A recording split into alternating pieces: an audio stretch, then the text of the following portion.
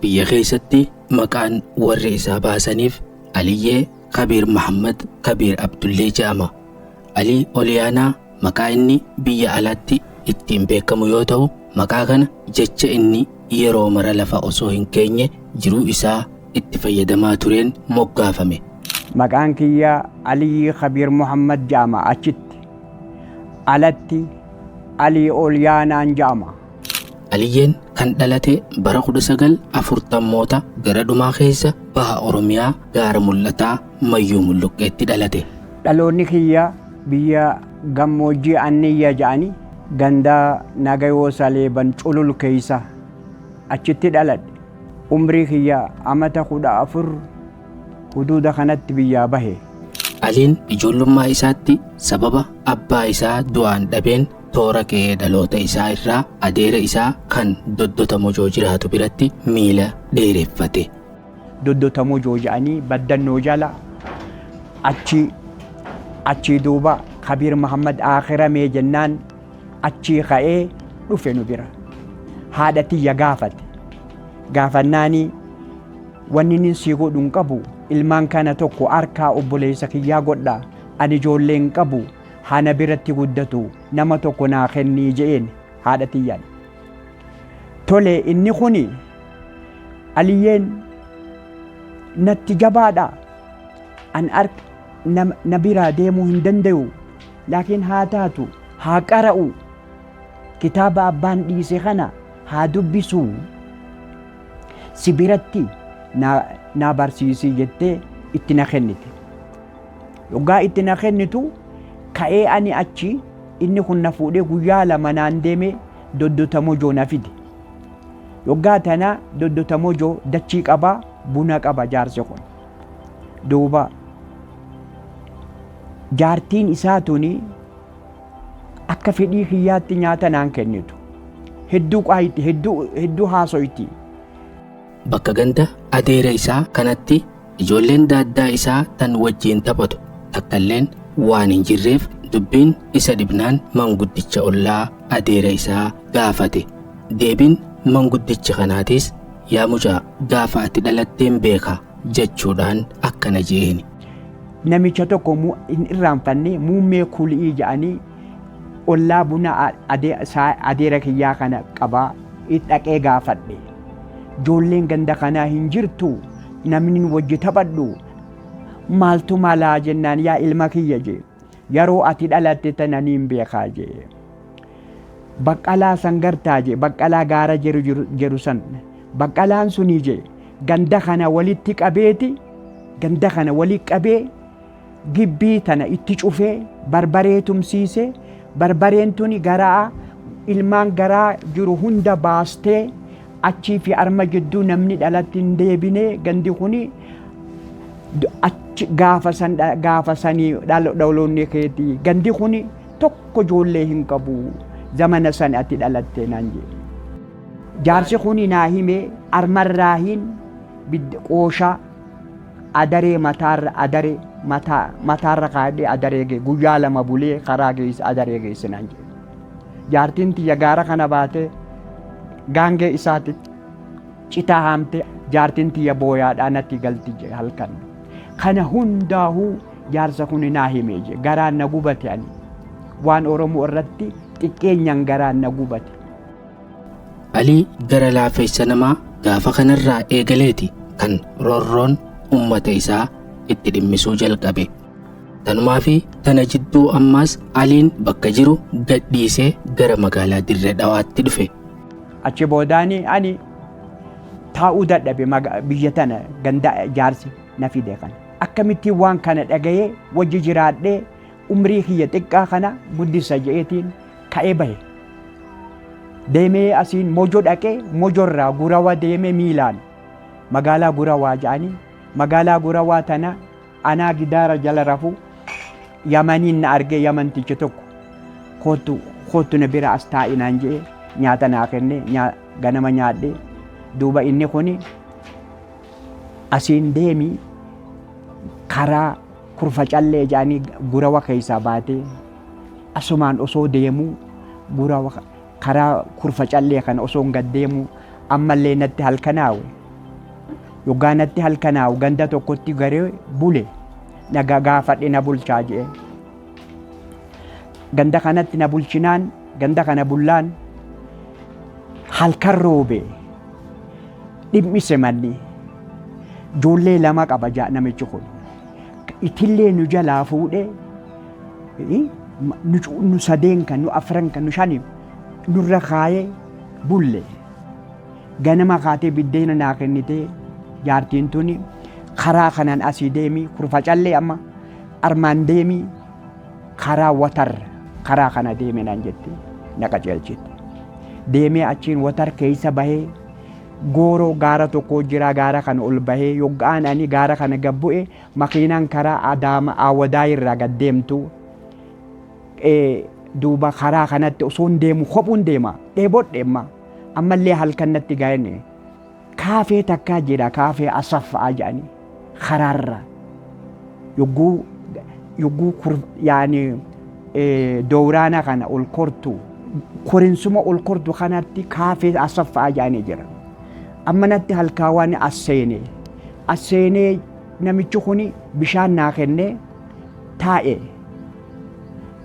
akkana gidaara kana jala ciise halkan yaadadhe haadha tiyya yoo biyya san dhufte ayyoon tiyya akkami eessa na barbaaddi jee yaadadhe ka'eetiin badalaan dirree dhawaatti gad deemu ifirra deebi'an mallee gaara kana bahee watar keessa bahee guyuma tokko deemaa oolee kaniin bishaan hin dhuyne kophuu kiyya deemee yogguun furdaa ga'ee furdaa yogguun gayu magaalaan furdaa naa gadi karaatu jira gaaruma kana gaara mul'ataa kana jala deemee yoggaa halkan tahee aduun dhiitee baddannoo galee baddannoo tana dukkaana tokko jira kani adeerri kiyya kan dur isaan wajji dhufee buna gurguru isaan ijoollee tana bira dhufe ijoolleen tuni na beeyti maaliif xiqqatti adeera kiyya wajji dhufas yoggaa tana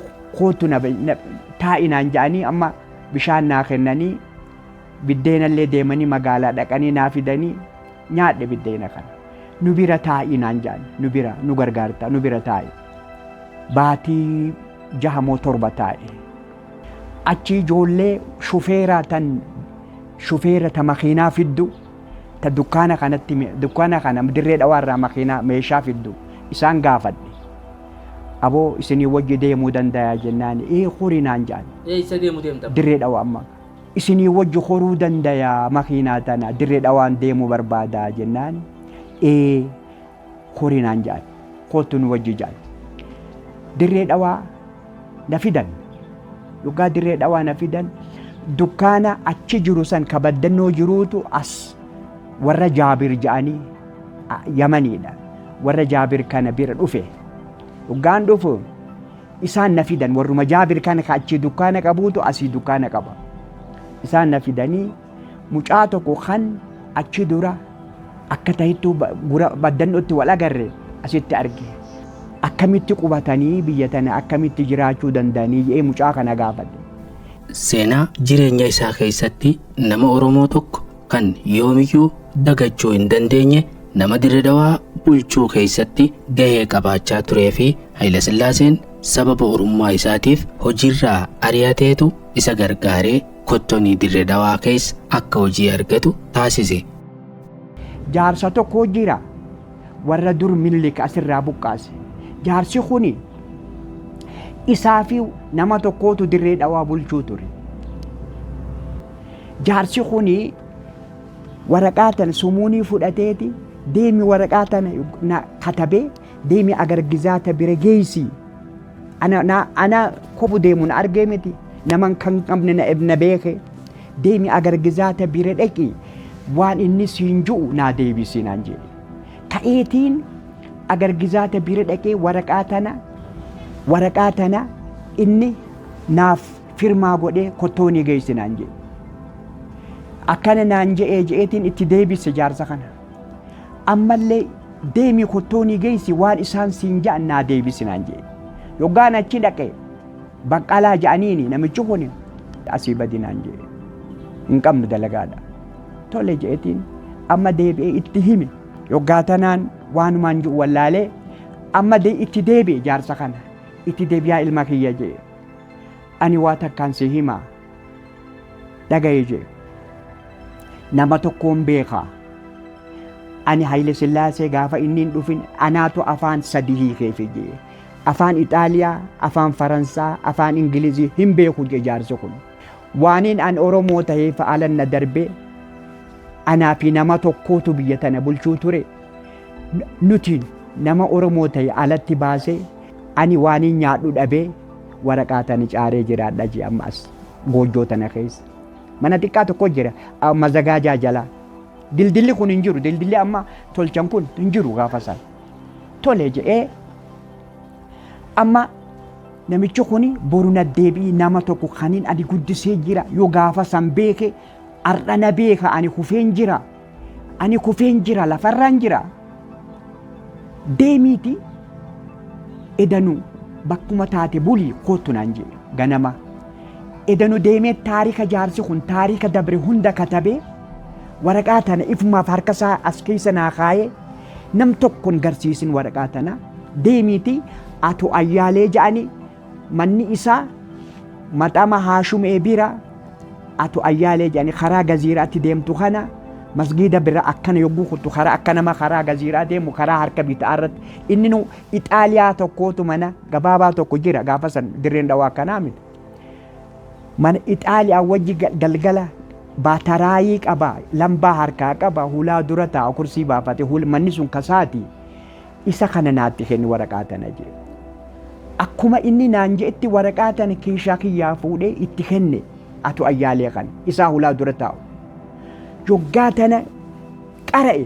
waraqaa tana ayyaaleen atu ayyaaleen kun Oromoodha Oromoo shawaati ka'eeti taarika kana qara'e booyee imimmaan gannaqe mandiila keeshaa fuudheetti numa haqata yaa rabbi ani maaliin tahe jeetiin dhaabbadhee ilaala numa booya namichi kun Oromoodha ni booya imimmaanuma haqata mandiiluma kana fuudhee haqata ittuma deebee karaa numa booya ammallee shilingii as keessaa fuudheeti shilingii sumuunii lama ta gaafasanii deemiitii isii tan nyaadhuu jedhe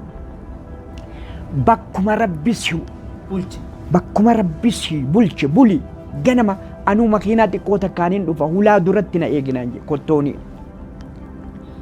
akka nasiiba miilaaniin deema ina dura seene kottooni ani dhaqee ijoollee sadii jira hulaa tana dura hulaa kottooni tana gaafadhe ijoollee sadeen tana tokko ol deebi'ee maaliin jeene atu ayyaalee bira na fidaa jeene atu ayyaalee bira yogguu na fidaa juu ol deebi'eeti mucaan kun atu ayyaalee bira na fidaa nuun ja'a maal goonaa jaan geessaa jaan jarri fuudhee tokko na geesse yogguma makzana guddaa keessa ta'a makzana hadiidaa biiroon isaa achi keessa halaalatti yogguma na argu waraqaa takka katabe atu baqqalaa bira geessi je baqqalaa kun gaafa dura isa kan are deemasi je badinaan je arra yogguu isa bira dhufee waraqaa tana itti kennu taadaas je takkaa hin dhageenye taadas kalimaa taadasi hanga ammaan irra hin fanne taadaas naan je mucaa tokkootu karraaniin kottoonuma tana keessa dalaga Ibrahim Abdulleetti karraanii baqqalaa kanaati karraanii isaaftu waaqa celcha atu Yuusuf jeeni kootu mucaa kana doktora geessi jeeni ka'eeti arram amma waraqaa tana atu ayyaalee deebisuu dadhabee ana amma ka'ee doktora na erge gaafa dura dalagaan qabu badinaan je arrammoo waraqaan isaa ol dhufte atu Yuusuf mucaa kana doktora geessinaan je doktori guna geessu Yuusuf miilaa fi harka akka madaa qabu na laalanii edanu sa'aa 11 kootu naan jaal hojii jalqabdaa hojiif halkan sa'aa 11 dalagaa eegala niin eegalee guyyaa 15 taa'ee 150 naa kennan 100 nyaadheetiin 50 jaarsa san kana gargaare isaaf geesse. Aliin nama kanarraa rakkoo ummanni Oromoo keessa jiraachaa ture kan garaa nama nyaatu hedduu dhaga'e gorsa guddaa jiruu isaa keessatti nama kanarraa fayyadamees qaba yaa ilma kiyya barana kanas hin seeneen an jee ani warro ballaa ijoollee humaa yaanneen sisee mee taa'ee wahiin sii himaa jee amma taarika waan dabre hunda naa hime gaa garaan kiyya na gubate niin booyee imman gannaqe maaliif ilmaan Oromoo akkana miidhama maaliif ilmaan Oromoo bakka jiran hundatti tuffatama maali badiin isiidha nuutu biyya kana jiraachisa maaliif ummanni keenya beekaan keenya miidhama beekaan keenya ni du'a alabaa sanii maaliif kun hundi nutti argama amma dubbiin ani maallaqa kanan barbaadu baabaa sirraan fudhadhu arra guyyaa kanarraa qabee jaarsa kanaa jaa nama tokko rabbii kee sodaadhu ati islaama deemiti masgiida dhaqee namichi kun kiristaana laal masgiida keessaan bahin dalagadhu bakka ati dalaydu bakka ati nyaattu kootu siin garsiisaa jee na fuudhee maxama haashumee kana dhaqee maqaa isaa katabee anaaturraa kafala mucaa kana waan inni fedhu nyaata babbareedaa kennaaf akkasitti torbaan keessaa dhaqeetiin isa kana ni ilaala abbaa godhadhe akka malee na eega huccuun tun kanateeraan keessaa guyyaa lama oliin uffatiin tanaa dalayduu jira isii bira fidii siifi miiccite kaawee asii wooti akkanuma jette mataa kee ol qabadhu deemi ana kasi booda jiru namichi kun kiristaana shawaati Oromoo ijoolleen isaa asitti baratti inni jaartiin jalaa duunaan Hayil Sillaaseen Minilik fuudhee facaasee biyya sanitti Oromoodha haala kanaatu jira haala kanaatu ilmaan Oromootti argame kanaatu garaa na gube gara bara xumuraa mooticha Hayil Sillaasee ummanni waanyoo gabrummaa abbaa lafaa fi cunqursaa gama adda addaan isaanirra ture ofirraa mulquuf sochii godhaa turan keessatti Alii fi hiriyaan isaa Abdurrahmaan Isaa waliin erga mari'atanii booda waan namichi Hayil Sillaasee kun ummata Oromoo irratti miidhaa gaggeessuuf gaafachuuf hojii isaanii dhiisanii gara Finfinnee dhufan. Mucaa tokko Abdurrahmaan jennaan Abdurrahmaan Isaa jennaan ka'ee mucaa kanaan mari'adhee ka'ii ni deemna jaarsa kana qabneeti amma jaarsa kana yoo dandeenye seennee isa kana gaafannaa inni nama malaa'ikaa miti nama nuti Oromoodha maaliif tuffatamnaa maaliif akka namaatti maaliif nun laalle nuti jansii takka hin jibbinu laakiin Oromiyyaa keessa jirra ja'anii nu beekuudha markaattoo tana dhufne dirree dhawaarraa kaane jaarsa kana gaafanna jennee hoteela Harar ja'aniiti jira amma ni buqqaasanii hoteelli Harar kuni ittuma dhihaata kiiloomeetirii illee hin gayu masjid Anwarii bira akkasitti carqii kana marannee dhufne ol seennee ijoollee tana meeshaa akkana hoteela siree qabannee gabbaanee ijoollee gaafannee eessa jira jennaan 4 kiiloo jira jaan 4 kiiloo deemne dhugaa deemnu akkaan ayyaade sanii miti edaan seenuu hin dandeenyu yuggo 4 naannoyne mana kana xor saraawitiin hulaa dura dhaabbatu mitirii 2 koofiyaa takka tan ingiliziidhaa takka koofiyaa bilaawii qabdu takka akka bilaawii miti akka heelee kana daalacha akka eega san qabate qawwee qabate hulaa dura dhaabbata leenca lamaatu jira hulaa isaa leenca suuraa leenca yoo amma mana kana silkii tana keessan achi ilaale leencuma deemu malee nama tokkoon agarre yuggu 4 naannoyne mana kana deemnee deebina duuba mucaa amma aduun nu dhiite maal goona jenne gaa maaltu mala baafannaa namni tokko nun beeku ilmi namaa tokko farankaa waan nyaannu xiqqoo jeebi qabna akka isaan yaadanii manaa bahan dubbiin ni hanqatte eega wanni dhufaniif isaan hanqatte murteen Alii fi hiriyaa isaa biyyarraa bahanii barachuu qofa akka ta'e hubatan yoo baranne ummata keenya gargaaruu dandeenya. Dukkana tana keessaa baasuu dandeenya. Harka wal qabannee ummanni keenya guddaadha. Ummanni keenya warra dachii qabu, warra qubatee if gargaaruu danda'u kanamatti hin irkanne. Kana duuba laalle mooyyaalee tana nurraa fagoo. Asiin yoo amma Eritiriyaa keessaan, Tigree keessaan, Walloo keessaan achi deemnee Tigree seennee Tigreerraan Asmaraa Eritiriyaa seennee Eritiriyaa keessaan Soodaan seennee Soodaan deemnee barachuu dandeenya jenne. Amma walii galle mucaa kanaan Abdurrahmaaniin tole jennee amma ganama kaanee Finfinnee irraa Walloo, Dasee, Maqaleen, Asmaraa irraan gara Suudaan, Kaartum, Omdurmaan yeroo gahan ijoollee Oromoo argatanii hamma tokko achi jiraatanis barnootaaf haala mijataa hin arganne. Algidir tasanee jedhanii huduuda dhufne. Achitti jallaabiyaa hodhanne. Jallaabiyaa duraanii ta Suudaanii. Namichi jallaabiyaa nu hodhe kun halkan tokko nu bulchee ganama ka'ee ummata karaa baadiyyaa keessa kadeeme bakka poolisiin jirtu tanarraa karaa baadiyyaa kadeemu inni meeshaa kasalaarraa fideeti Asmaraa naqee waa gurgurata namichi kun. Achirraa nu horsiisanii ganama sa'a 10 nu horsiisanii guyyaa dheeraa kana deemaa oolee halkan bulee ganama sa'a 8 Kaartum nu fide. Ganama sa'a 8 yogguu gabbuunu dadhabne gaa deemuu dadhabne nyaata nyaanne kalee firma joddu.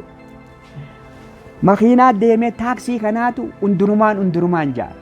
Akka nasiiba dirree dhawaatti raadiyoo undurumaan caqafachuu turre. Muhammad Alwardii, Salah ibn al-Baadiyyaa, Aasha Fallaatiyyaa kana caqafachuu turre. Aha kottu undurumaan haa deemnuu jenne. Taaksii fudhanneeti undurumaan namichuma taaksiin nun deemu kanaatu jaami'a undurumaan ittiin isin buusaa jee. Nuti bakka deemnu hin beeynu. Masgiida undurumaan beekama achin nu buuse. Yogguma ol seennu ijoollee Oromoo arganne. Ajiib. Rabbiin kun bar dachii fi samii tana ka dachii fi samii uume aboo sin darbuu bar. Yoo dhugumaan ati qulqulluu taate wallaahi sin darbu. Yoggaa ol seene ijoolleen tuni ijoollee baaleeti baga dhuftan nun jette ijoolleen tuni nu dura dhuftee bubbulte.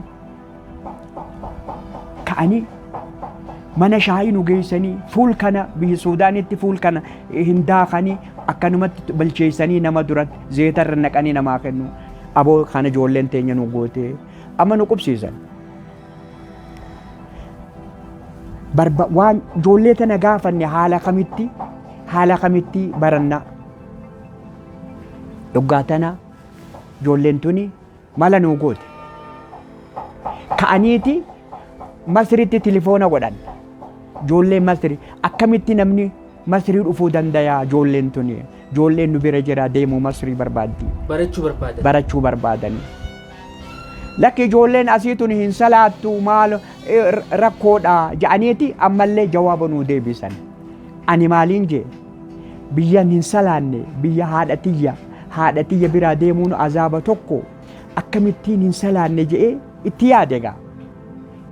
Aliin of booda deebi'ee dirree dhawaarraan Jabuutii, Yamaniin, Saudi Arabiyaa deemee barachuu murteesse.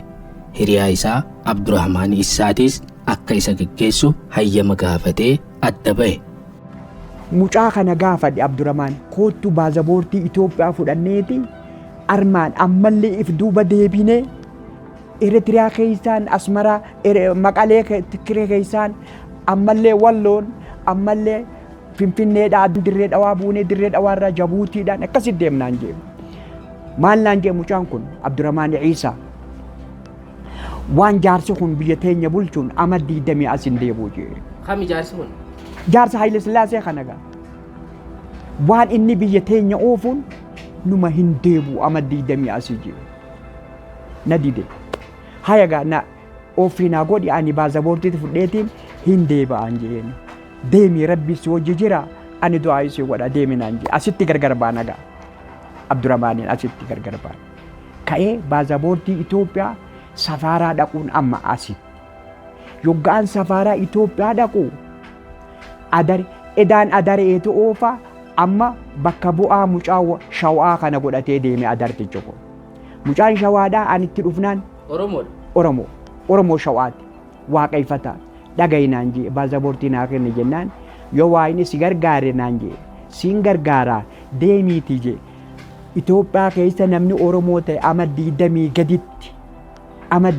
gaditti bahuu hin dandayu umriidhaan ama 20 gaditti Itoophiyaa keessa bahuu hin danda'u namni Oromoo ta'e ati amata 15 hin geenye deemiitii imaamaa maradhu imaamaa guddaa maradhu kophee guddoo uffadhu nama guddaa ta'e suuraa 4 jinee Suudaanii 100 riyaala 4 fidii kootu naan jedhe baasaboortii siif kenna akkasitti suuraa 4 itti fidee baawal jinee Suudaanii 100 fi riyaala 4 itti kennee baasaboortii Itoophiyaa amata 20 godhee naa kenne. Mucaan kuni achi dura Makkaan deema jee dhoorkee arramuu Jabuutiin deema jee gurbaan adartichi kun irraa fuudhe gurbaa san bira geesse itti guuti jeeni dhufee gattaa'e. Aboo ani illee deemuun barbaadaan jeeni akkanuma na laalee eessaa dhufte naan jee Harariin jeeni amma eessa deemuu feetaa naan jee Jabuutiin jeeni hin jiru jee bahar gubbaarra yoo ati biyyaa baate eenyuun lafa qota naan jee adareedha.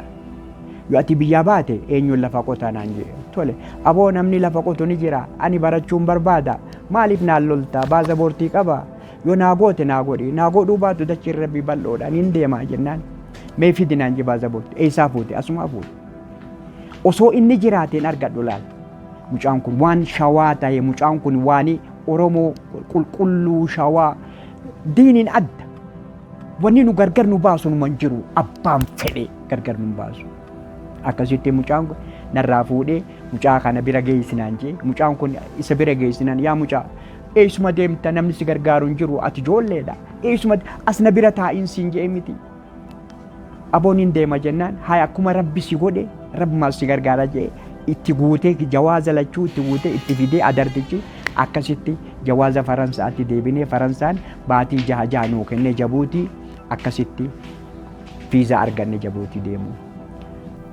Akka Awurooppaatti bara 1960 Jabuutitti namoota 72 bakka tokkotti wal gahanii wal baran keessaa Alii fi Haji Abbaas ammallee lubbuun jiru. Taatee gaafasanii waan warri imbaasii isaan godhee fi jechoota isaaniin je'ame hunda akkasiin yaadatu.